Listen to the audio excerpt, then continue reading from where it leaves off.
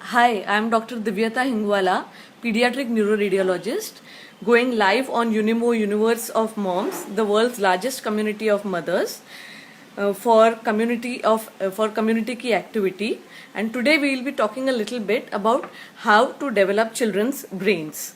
Now, this is an important topic that is very dear to all parents and all mothers.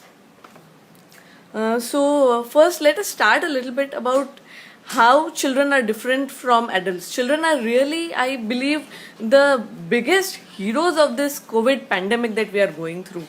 They understand so little, they are so anxious, they understand so little, they are so anxious, but they try to keep patience. We ourselves are anxious, we lose patience with them, we scold them, but they still try to cooperate with us as much as they possibly can.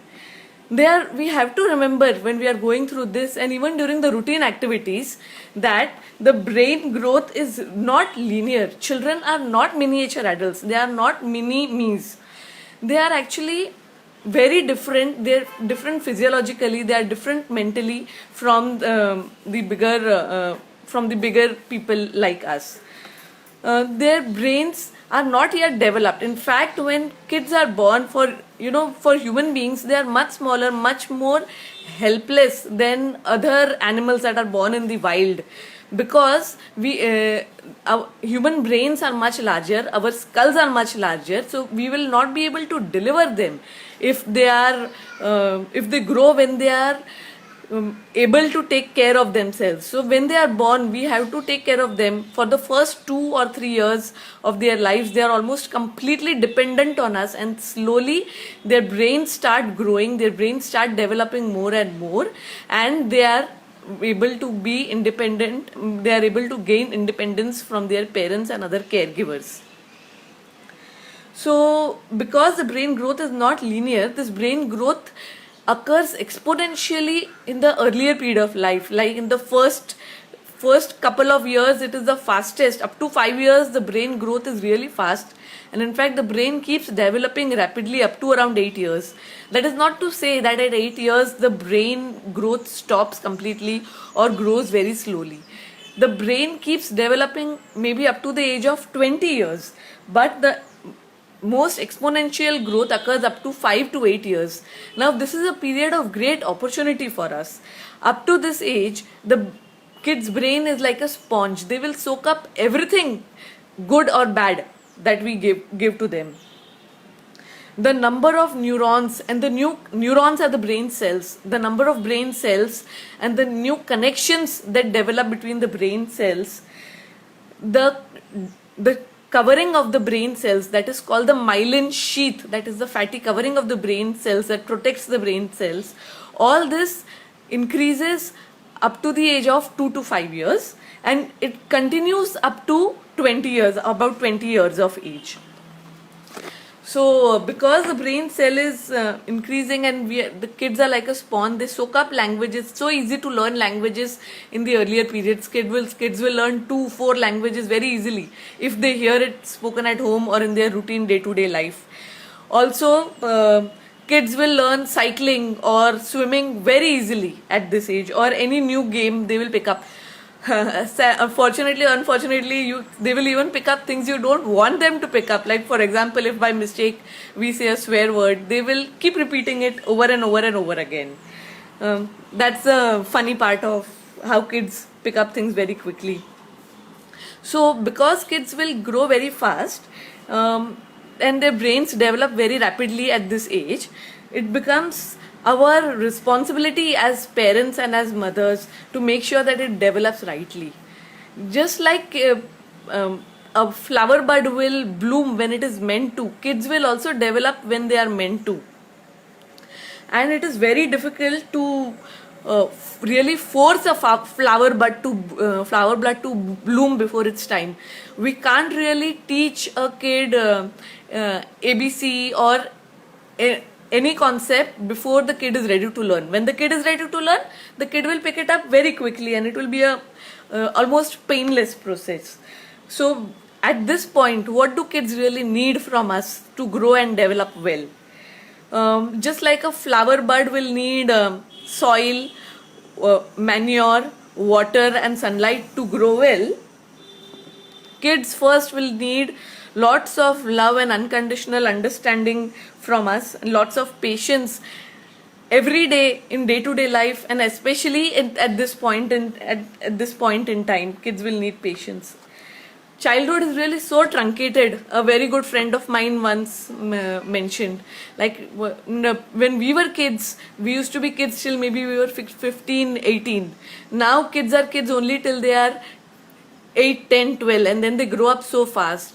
So today, if your 5-year-old, if your 2-year-old is asking for the same story for the 10th time, please keep patience and repeat it. Repetition of the same story, the same song, the same concept over and over again is what helps the child's brain to develop, and the child to develop connections between the newer connections between the brain cells or neurons. Alright, so childhood is so truncated. Let them be kids as long as they possibly can, and keep patience with them. They are really not understanding much of what is happening in this COVID pandemic. We are also not understanding much of what is happening. Our lives have all changed in a matter of a couple of days. The world is not what it was. So let us keep patience with our children, and a little more extra dose of patience and love, especially in this difficult time. Children need, just like flowers will need soil and manure, they need good nutritious food. Needless to say, avoid junk food, that will avoid maida processed food, avoid sugar. Try to give home cooked food as much as possible. I know it is difficult with lots of other responsibilities that we are having, but if it is possible, home cooked unprocessed food as much as possible. Lots of fruits and vegetables in different forms. If the kids are not having fruits, fruit juices. Otherwise, if they are willing to chew the fruits, nothing like it. Screen time is a very hot topic. This might be a controversial statement I'm making, but giving screen to a child is like giving alcohol or drugs to a child. They get addicted easily, and just like adults, different adults can get, some adults may be more prone to get addicted to alcohol. Some kids are more prone. Needless to say, very important to limit screen time as much as you possibly can. Every minute that the child is spending in front of the screen reduces the drive and the initiative of the child. It is really scary. And every minute that the child is watching a screen, the child is having only one thought, whatever is going on in the screen. If you take the screen away, the child is having 50 thoughts. What mischief can I do? What can I break? That is also okay. Where can I jump from? What can I take? What new game can I play? Let the child get bored without screen. The child will make up new games and will amaze you. Also, more practically, more screen time means increased risk of obesity. And already we are having an epidemic and a pandemic of obesity, diabetes, hypertension in India. So let us try to reduce screen time as much as possible. I understand with everybody at home, with home as well as work from home responsibilities, cooking, cleaning, everything to be done, it may be difficult. We do need a little bit of time for ourselves also. So limited screen time sometimes may have to be accepted for our sanity also. But let us remember that if we are giving the screen to the child, let us give high quality curated content. Let us know what the child is watching.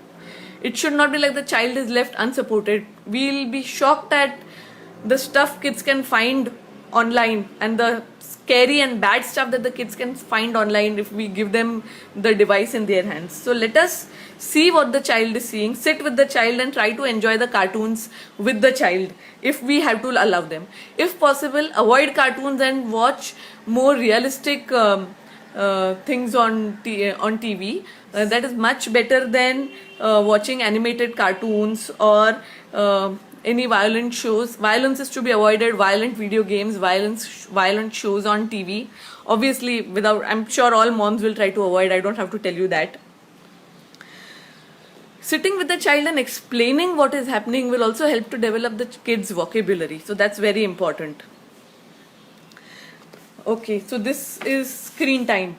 Okay, if we are not doing screen time, then what do the kids, what should we make the kids do? Free play, that's the best and the simplest thing. That will also give you some free time, just like screen time. Let the kids play by themselves with whatever form they want to play. A little bit of adult supervision may be important to keep the younger ones safe, but mostly they can play safely in your vicinity while you are having a cup of tea or working in the kitchen or doing your work from home, your office work from home. They can play by themselves next to you. Try not to interrupt their game or try to keep correcting them. This blocks tower needs to be built in this way. This no, you have to play this game in this way. Let them play in their own way, and you will be amazed at the things they create. Children will learn from their mistakes. If their blocks tower falls, for example, they will learn that they need to make it more stable next time. So let them learn from their mistakes. It's a big confidence building thing. It also shows them that you have confidence in them rather than correcting them and pointing out to them. We don't need to really helicopter them all the time. Of course, we cannot just let them do free play 24 hours, 24/7. Some structure based on your family life is important. For example, some structure and routine will actually give some comfort to the child that life has not completely changed and everything has not gone haywire. Some things have to be done. For example, when you get up in the morning, you have to brush your teeth, breakfast, then bath, for example, then some play for some time or read a book, then lunch, then play or nap again, then snack, play, dinner, and then bedtime. As far as possible, meal times and bedtimes need to be at fixed times. Try to avoid snacking at random times, otherwise they'll harass you at meal time. We all know. So snack times to be limited, meal times and lunch time, and meal time and nap times at regular times. I'm a big proponent of naps, especially up to 4 to 5 years of age. We try to cut down on the naps, and the poor children then find it very difficult to get through the whole day. In India, our bedtimes are unfortunately quite late, and we can't really it may not be practical to put the kids to sleep at 7 p.m. So nap times are very important to get them through the day. If they have a nap, they will even behave well through the rest of the evening. Otherwise, they will keep throwing tantrums, keep throwing things, and they will refuse to cooperate with you. It's not their fault. They are not able to cooperate with you and do what you request them to do. So it becomes very difficult for them. So try to insist that they take a nap even if they say they are not tired. If they do not want a nap, then at least some quiet play and in the afternoon, or maybe reading a book in the afternoon, so that they are resting and not really exhausting themselves. Also, early bedtimes as much as possible. 7 p.m. like they have in USA may not be practical here in India, but at least as early as possible. There are kids who stay up till 11, 12, 1, 2 because they have had a very late nap. Try to keep the naps as early as possible. It won't change overnight. You can't expect a kid who sleeps at 1 o'clock every night to suddenly start sleeping at 10 p.m. But at least by slowly by 15 minutes or half an hour, we can try to make the afternoon nap earlier, so that the night sleep is a little earlier. And the earlier they sleep at night, when school begins, it is the biggest, it is one of the biggest indicators of how well they'll have academic success. A kid who has slept well at night will focus in school the next morning.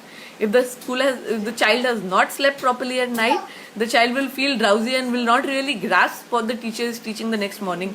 Very true, especially when early morning schools begin. Right now it's okay, let them sleep in, no problem. But when schools begin, they will have a tough time. So I'm a big proponent of early bedtimes. And other important thing is daily chores. If they can help us with simple things like cleaning vegetables, cleaning up their own toys, or folding clothes. It may not be perfectly done. Sometimes you have to let go of the perfection, but the joy that kids, especially toddlers, get, they feel so important. They are helping their mothers with any work. Let them get the joy. They will also get some confidence in that they will feel confident that we have faith in their abilities to help them.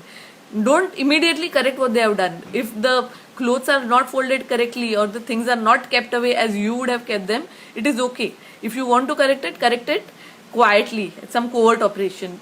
let the kid think that the kid has really tried to help you and that you appreciate their help. I'm sure we'll be grateful for it as the kids grow up and take a few of the chores up from our hands.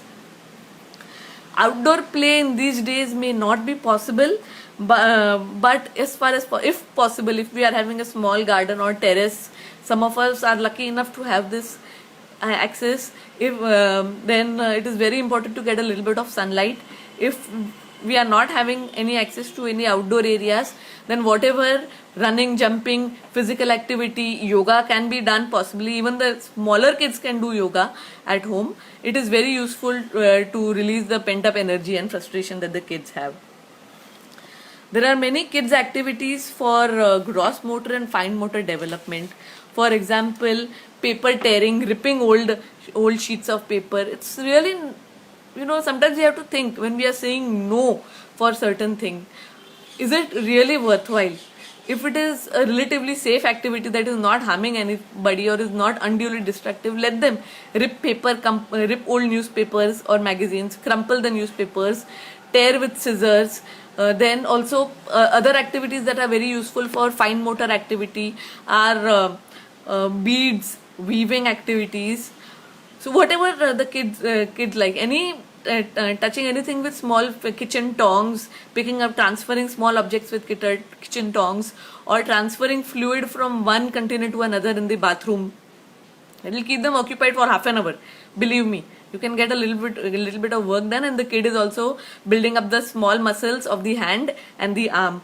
All these are important pre-writing skills. We cannot just suddenly expect that the kid will be able to hold a pencil correctly and have good pre-writing skills and be able to write ABC if the kid has not developed the small muscles of the hand. So these pre-writing activities are very useful.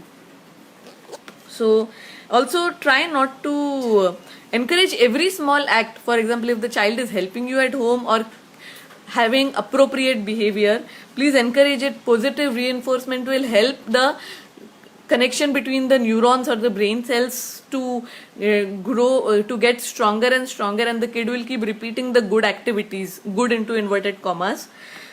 Also praise honestly. The kids are very smart. When you say, oh my god, this is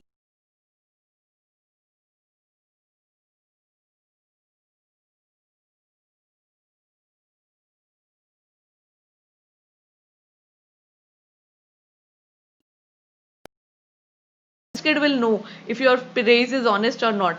The kid knows this painting is not the best painting in the work. This is not Picasso's work. But we can praise honestly. Wow, I like how you blended these colors. I like how you used red and green. Or I like how you have worked so hard to build this tower. It is not the best tower in the world. We also know that, kid also knows that. But you worked so hard, you worked so persistently. But hard work and effort needs to be praised rather than the final effort. This helps to build a growth mindset. If we just praise randomly, kids will become praise junkies and will work for the praise. We don't want them to constantly work for the praise. Today we are praising them. Tomorrow they might have to work whether or not they like it, whether or not they are being praised for it. So we don't want them to be praised junkies. They need to praise, they need to work for the sake of it and for what they are going to get out of the work and not only the praise. So try to appreciate honestly, try to praise honestly, try to build a growth mindset, try to praise the effort rather than the final outcome. And also, if you cannot praise, at least try not to criticize or pass negative comment about the kid, especially in front of others. Children, even toddlers, you'll be surprised, especially toddlers are very, very sensitive to what we are saying about them to others. My kid is always breaking things. So my kid never eats palak, for example.